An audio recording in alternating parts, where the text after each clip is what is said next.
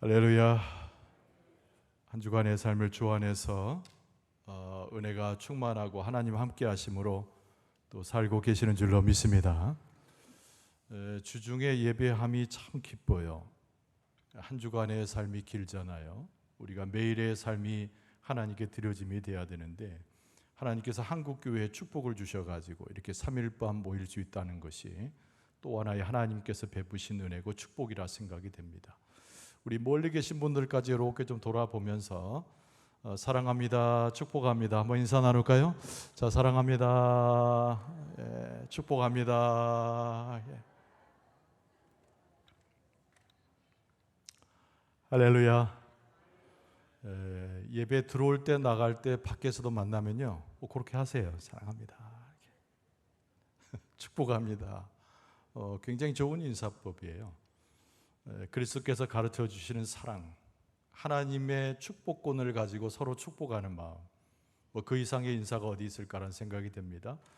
사랑과 축복을 나누면서 함께한 인사한 여러분, 하나님께서 크신 은총으로 오늘 또 함께 해주실 줄로 믿습니다. 오늘 시편 49편 1절 이하의 말씀으로 지혜로운 선택, 지혜로운 선택이라는 제목으로 은혜를 나누고자 합니다. 이스라엘 백성들이 기억하는 히브리어의 매우 중요한 표현, 낱말이 두 가지가 있어요. 하나는 뭐냐면 레마, 하나님이 내게 들려주신 말씀이라는 것이고, 또 하나는 쉐마, 그것은 이스라엘아 들으라 라고 하는 선지자의 음성을 담은 표현이죠. 들으라는 거예요. 하나님의 말씀을 들으라는 거예요. 하나님의 백성인 이스라엘 백성이라면 하나님의 말씀을 듣고 배우고 그 말씀 속에 순종하라고 하는 거죠. 쉐마입니다. 쉐마.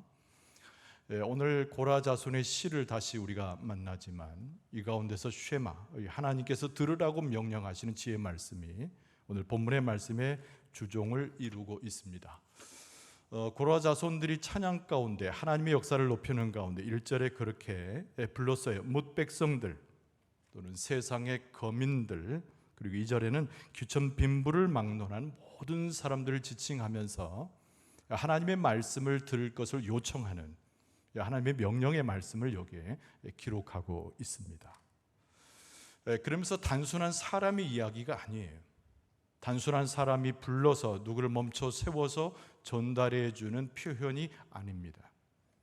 쉐마, 하나님의 음성을 들으라고 하는 이스라엘 백성들이 기억하는 그 낱말처럼 고라의 자손들이 찬양 가운데 하나님의 말씀을 가지고 와서 그것이 곧 지혜인데 이 지혜인 하나님의 말씀을 들을 것을 종용하는 거예요. 그래서 오늘 본문의 말씀 3절에 보면은 내 입은 지혜를 말하겠고 내 마음은 명철을 작은 소리로 읊조리로다, 이렇게 표현했습니다.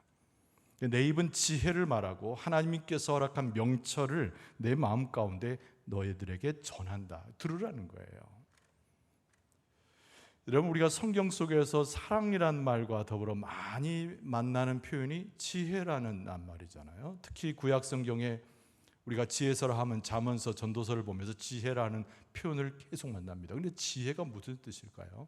원어적인 의미로 보면 기술이라는 의미입니다. 기술. 이게 무슨 기술인가? 하나님 보시기에 신앙이 온전하고 하나님 보시기에 그 신앙으로 살아가는 행복한 삶을 살아가는 기술인 거죠. 세상에서 먹고 마시는 기술이 아니에요. 수완이 있고 사람들과 관계에 뛰어난 기술이 아니라 성경 말씀에서 이야기하는 하나님의 말씀으로서의 지혜는 하나님 보시기에 합당한 하나님의 백성들의 삶을 잘 이행해 나가는 영적 기술, 그걸 지혜라고 이야기합니다.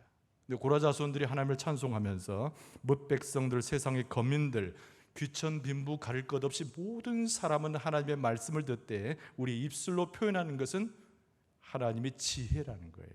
그래서 오늘 이 본문의 말씀을 우리가 대하면서 하나님의 음성을 들을 수 있는 은혜가 우리 가운데 있어야 됩니다.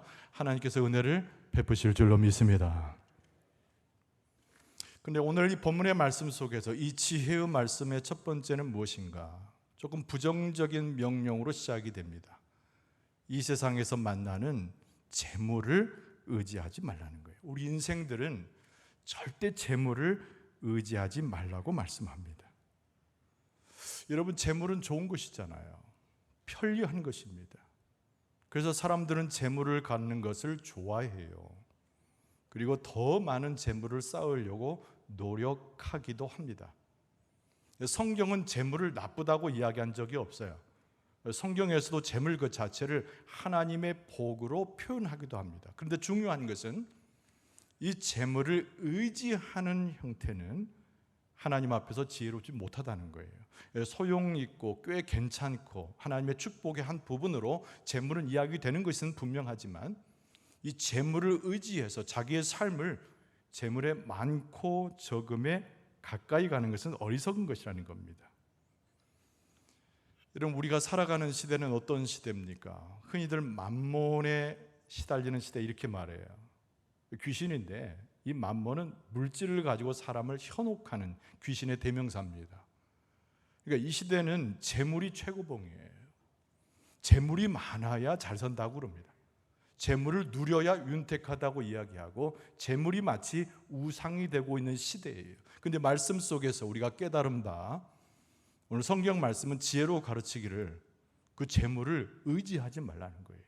그래서 우리는 재물은 필요한 것이지만, 재물은 때로는 유익한 것이지만 의지하는 행동을 멀리하고 우리는 세상을 향하여 단호히 외칠 수 있어야 됩니다.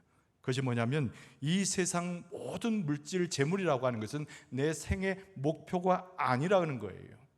내 삶을 행복하게 하는 유일한 조건도 아니라는 거예요. 그래서 나는 재물을 사랑의 대상으로 삼지 않겠다, 이것을 대담하게 세상을 향하여 부르짖을 수 있어야 됩니다. 여러 번 반복해서 말씀을 드립니다. 재물은 하나님께로부터 오는 것이어서 유익한 것이기도 하지만, 우리의 삶을 풍족하게 하는 것이기도 하지만, 성경에는 그것이 일만하게 뿌리가 덤으로 죄를 짓게 하는 원인이 되므로 우리가 재물을 의지하여 그것을 따라가는 것은 어리석다는 거죠. 그래서 여러분, 잠언서 23장 4절과 5절에 보면 역시 지혜로서 이렇게 가르치고 있습니다. 부자 되기에 애쓰지 말고 내 사사로운 지혜를 버릴지어다. 네가 어찌 허무한 것에 주목하겠느냐. 정령이 재물은 스스로 날개를 내어 하늘을 나는 독수리처럼 날아가리라 그랬습니다. 독수리가 날개치며 올라가는 모습을 상상해 보세요. 그 믿음의 이야기가 아니고, 여기 잠언서에서 말하는 독수리가 날개치며 간다라고 하는 얘기는 허망하게 우리 앞에서 사라져버리는 그 무엇과 같다는 겁니다. 그런 허망한 것을 우리에게 잠시 머물러서 좋아 보이지만은 우리에게 영원한 유익이 되지 못하는 그것을 마음에 두고 그것을 쫓아가지 말라는 거예요. 독수리가 날개쳐서 금방 사라지는 것처럼 재물은 우리 가운데 없어질 또 있는데 그것을 쫓아가는 것은 어리석다는 겁니다. 여러분, 요즘에는 돼지를 어떻게 잡는지 모르겠습니다만 과거에는요, 돼지를 잡는 아주 편리한 방법이 있었답니다. 콩 몇 개면 됩니다. 돼지를 도살장으로 데리고 가야 되잖아요. 근데 돼지가 하도 크니까 힘이 세서 물리적으로 하려면 힘이 듭니다. 근데 콩 몇 개를 가지고 돼지 앞에 자꾸 떨어뜨리면요, 그 돼지가 콩을 주워 먹으면서 지절로 지가 따라온답니다. 그래서 도살장으로 가는 길에 계속 콩을 던져주면 지 발로 걸어서 도살장에 들어가는 존재가 돼지라는 거예요. 마치 그 돼지의 모습이 우리의 모습을 닮아 있을 때가 있어요. 항상 그렇다는 것이 아니고, 우리는 물질을 쫓아서, 세상의 재물을 쫓아서 하나님과 무관한 허망한 것을 쫓아가다가 내 스스로 도살장으로 들어가는 사망의 깊이로 들어가는 것을 잊어먹는 우리의 모습을 보게 되는 겁니다. 여러분, 그래서 디모데전서 6장 17절 말씀해 보면은 네가 이 세대에서 부한 자들을 명하여 마음을 높이지 말고 정함이 없는 재물에 소망을 두지 말고 오직 우리에게 모든 것을 후히 주사 누리게 하시는 오직 하나님께 두어라, 이런 말씀을 했어요.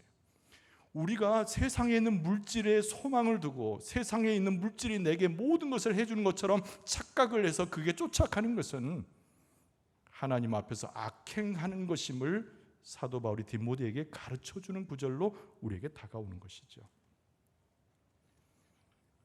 이 세상에 있는 사람들은 하나님을 모르기 때문에 모든 것을 가능케 하는 것을 재물이라고 착각해서 지내는 사람도 의외로 많습니다. 물건을 사듯이 사랑도 살 수 있으며, 물건을 사듯이 사람을 살 수 있으며, 물건을 취하듯이 돈만 가지면 모든 것이 만사형통이라고 생각하는 사람들이 더러 있습니다. 우리가 믿음을 가지고 삶을 살면서 여호와 하나님을 섬기면서도 세상적 시류를 따라서 그렇게 착각하며 살 때가 가끔 있다는 거예요. 그러나 오늘 본문의 말씀 6절과 7절 말씀에 보면 이렇게 쓰고 있습니다. 자기의 재물을 의지하고 부유함을 자랑하는 자는 아무도 자기의 형제를 구원하지 못하며 그를 위한 속전을 하나님께 바치지도 못할 것은, 이렇게 표현하고 있어요. 재물이 못하는 것이 있다는 거예요. 재물이 사람도 살 수 있고 관계도 살 수 있고 부유한 것을 살 수 있을지언정 재물이 못하는 것이 있다는 거예요. 그것이 뭐냐면 어려움과 고난과 죽음의 위기에 떨어져 있는 사람을 도무지 구원할 수 있는 능력이 재물에는 없다는 겁니다. 속전을 이룰 수도 없고 형제를 치유할 수 없고, 재물이 가지고 있는 가장 큰 한계는 재물은 약한 것이고 없어진 것이고 썩어질 것이기 때문에 우리의 영혼의 구원과는 아무짝에도 쓸모없는 것이 재물이라는 거예요. 그래서 고라 자손이 찬송하면서 하나님의 지혜의 말씀을 많은 사람들에게 선포하기를, 세상에 있는 재물은 귀한 것일지언정 그러나 그 재물을 의지하는 자의 길을 걸어가지 말라, 이렇게 권고하고 있어요. 여러분, 재물이 아무리 좋아도 때로는 만능처럼 보여도 우리에게 지혜가 있음에, 하나님의 말씀이 있음에 재물을 의지하는 어리석은 길로 걸어가지 않기를 바랍니다. 오늘 본문의 말씀 속에서 두 번째로 생각할 수 있는 것은 우리 인생들이 사람을 의지하지 말라는 거예요. 사람을 의지하지 말라는 거예요. 요거는 조금 따라서 해봅시다. 사람을 의지해서는 안 됩니다. 오늘 1절에서 8절까지는 주로 재물에 대한 이야기지만 9절 이하에는 사람에 대한 이야기예요. 이런 부정할 수 없는 하나의 중요한 사실은 하나님이 지으신 모든 세계를 우리는 피조물의 세계라고 말하잖아요. 근데 이 피조물 중에 역시 최고는 당연히 사람입니다.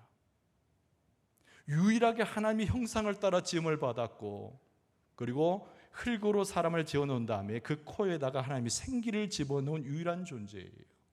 귀한 존재입니다. 자, 그럼에도 불구하고 오늘 본문의 말씀은 이 귀한 존재인 사람을 무엇으로 비교했는지 잘 보세요. 여러분, 12절 말씀해 보니까 사람은 존귀하나 장구하지 못하며 멸망하는 짐승과 다름이 없다, 같다라고 쓰고 있는 거죠. 여러분, 짐승은 천한 것입니다. 짐승은 하나님의 형상과도 무관해요. 귀한 존재라고 말하기에는 조금 부족함이 있어요. 그런데 그 결과를 보면, 그 결국을 보면, 마지막을 보면 사람의 모습이 비록 존귀하다 할지라도 지어져 있고 한계적인 것이고 그 목숨이 장구하지 못해서 짐승이 마지막 죽는 그 모습 그대로 사람도 죽는다는 겁니다. 유한한 존재라는 거예요. 사람이 가지고 있는 능력이라고 하는 것은 아무것도 아니라고 부정할 수밖에 없는 바로 그런 모습이라는 거예요. 그래서 사람이 사람을 의지하는 것처럼 어리석은 일이 따로 없음을 오늘 말씀은 우리에게 가르치고 있습니다.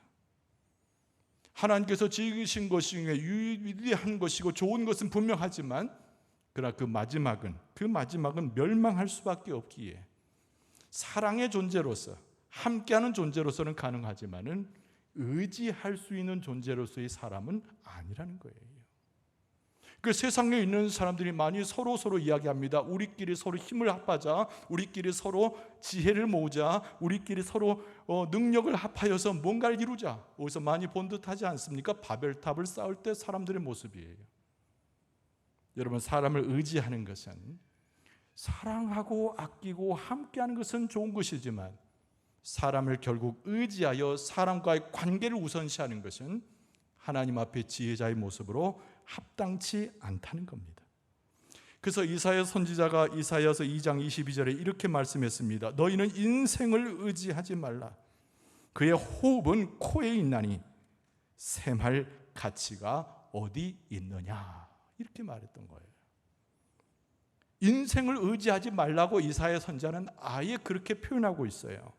그의 호흡이 코에 있다고 그랬습니다. 아까 표현한 대로 사람이 그저 이렇게 흙으로 지어진 다음에 하나님께서 그 코에 생기를 불어 넣어주지 않았습니까? 우리의 코가 숨을 쉬는 것은 생명, 사람이 살아있는 모습이 되었다는 증거예요. 그런데 하나님께서 하룻밤에 우리의 생명을 앗아가면 우리의 생명은 끊어지는 것이고 세상에서 불행한 일을 만나도 역시 같은 결과를 낳을 수 있습니다. 근데 사람이 그런 존재인데 어찌 사람을 의지해서 내 인생을 그에게 맡기고 내 운명을 거기에 맡기는 어리석은 짓을 왜 감행하느냐? 그런 인생을 의지하지 말라는 거예요. 함께 잘 지내야 됩니다. 사랑을 나누어야 되고 중보기도도 해야 됩니다. 그러나 사람은 우리의 모든 것을 맡길 만한 의지할 수 있는 대상이 아니라는 것을 지혜로 깨달을 수 있어야 돼요. 아까 사랑합니다, 축복합니다 했지요. 여러분 좌우에 계신 분 얼마나 사랑의 존재입니까? 축복하고픈 존재잖아요. 그러나 성경은 우리에게 권고하고 경계하길, 사람은 의지하는 대상이 아니라는 거예요. 여러분 하나님께서 가르쳐주시는 그 지혜의 말씀에 깨달음이 있기를 바랍니다. 그러면 오늘 본문의 말씀은 무엇을 강조하지요? 재물도 의지하지 말고 영특하게 보이는 사람도 의지하지 말고, 그럼 무엇을 의지해야 됩니까? 당연히 여호와 하나님만을 의지해야 될 줄로 믿습니다. 그렇죠? 하나님만을 의지하라는 말씀이 오늘 지혜로서 가르치시는 고라 자손의 권고의 내용이에요. 오늘 본문의 말씀 15절에 보면은 그러니 그랬습니다. 그러니 이렇게 그러하니 하나님은 나를 영접하시리니 이러므로 내 영혼을 수월의 권세에서 건져내시리로다. 앞에 나와 있는 재물에 대하여, 앞에 나와 있는 사람에 대하여 전혀 다른 표현으로 고라 자손이 하나님을 찬송하면서 하나님의 역사와 그 영원하심을 노래하는 것이 15절 말씀이에요. 여기서 수월은 무엇을 말하는 걸까요? 죽음을 이야기하고 직접적으로는 지옥을 이야기하는 겁니다. 이 세상의 재물도 어떤 사람의 능력도 불가능한 것이지만 오직 하나님께서는 수월에 빠져 있는, 죽음의 위협 앞에 있는, 지옥과 같은 삶에 떨어져 있는 우리를 구원할 수 있는 유일한 분이 하나님이시기 때문에, 그것이 하나님의 능력이시고 그것이 하나님의 사랑이시고 그게 하나님의 권세이기 때문에 오직 하나님만 의지하라. 이것이 오늘 본문의 말씀의 권고의 말씀인 거예요. 여러분, 지옥의 권세, 사탄의 권세, 우리를 억누르려고 하건 어둠의 권세가 있어도 하나님은 당신의 자녀를 살펴주심으로 그 지옥과 수월의 권세에서 우리를 건져내실 줄로 믿습니다. 그런데 오늘 말씀 가운데 수월에서 건져냈다는 표현이 매우 중요합니다. 지옥에서, 어둠에서, 사망에서 건져내셨다는 것, 이 건져내셨다고 하는 것의 원의 의미는 뭐냐면 값을 주고 샀다, 그런 뜻입니다. 또는 아무것도 아닌 것처럼 용서했다, 그런 표현이에요. 시장에 가면 물건을 얻으려면 값을 치러야 되는 거죠. 우리가 수월에 들어가고 죽음 가운데 들어가고 멸망의 길로 달려갈 때 하나님께서 그 수월에서 우리를 건지시는데 그냥 건지시는 것이 아니라 값을 다 쳐주고 건지셨다는 거예요. 하나님께서 우리를 사랑하심으로, 하나님께서 우리를 구원하시기 위하여, 하나님께서 우리의 생명을 귀하게 여기심으로 독생자 예수 그리스도를 우리를 살리시는 대가로 값을 치르셨어요. 그래서 사망의 권세를 깨뜨리고 우리를 일으켜 세우시고 죽음으로 치닫던 우리를 감싸 안으시고 하나님의 품 안에 다시 우리를 데려오게 하셨으니 이것이 하나님께서 수월의 권세에서 우리를 건지신 우리 하나님 아버지의 무한한 능력인 줄로 믿습니다. 죄 가운데 있어서 저 멀리 지옥의 권세로 들어가기 뻔한, 멸망할 수밖에 없는 우리를 하나님의 나라로 옮기신 거예요. 축복의 나라로 옮기신 거예요. 바꿔 말하면 행복의 삶을 우리에게 주시기 원하여서 예수 그리스도의 희생을 통해서라도, 하나님께서 값주고 모든 것을 희생해서라도 우리의 삶 가운데 하나님의 놀라운 신령한 복을 채우시기 위해서 하나님께서 그렇게 하셨다는 거예요. 여러분, 오늘 말씀 가운데 제가 처음으로 이야기한 지혜가 무엇인가? 그 지혜라고 하는 것은 하나님께서 우리를 행복하게, 우리의 삶을 좋게 만들어 가시는데 그것에 순응하여 믿음으로 고백하는 기술이라고 얘기했어요. 결국 하나님께서 우리에게 지혜를 허락하시고 하나님께서 지혜로 우리를 인도하시는데 우리의 삶 자체가 행복하고 하나님의 은혜 가운데 구원을 회복하는 하나님의 축복의 삶이 되는 줄로 믿습니다. 그래서 시편 31편 19절에 보면은 주를 두려워하는 자를 위하여 쌓아두신 은혜, 곧 주께 피하는 자를 위하여 인생 앞에 베푸신 은혜가 어찌 그리 큰지요. 하나님을 찬송하는 거죠. 주께 피하는 자, 세상의 권력과 고통의 그 암흑 속에서 하나님께 피하는 자, 그 인생 앞에서 하나님께서 은혜를 베푸셨는데 건져내시는 능력으로, 보살피는 사랑으로 붙들어 주신 유일한 분이 하나님이시라는 말입니다. 이사야서 26장 3절에 보면은 주께서 심지가 견고한 자를 그랬습니다. 주께서 심지가 견고한 자를, 이 심지가 견고하다는 것은 오직 하나님을 바라보며 자기를 의지하는 심령을 드리는 자를 이야기하는 거예요.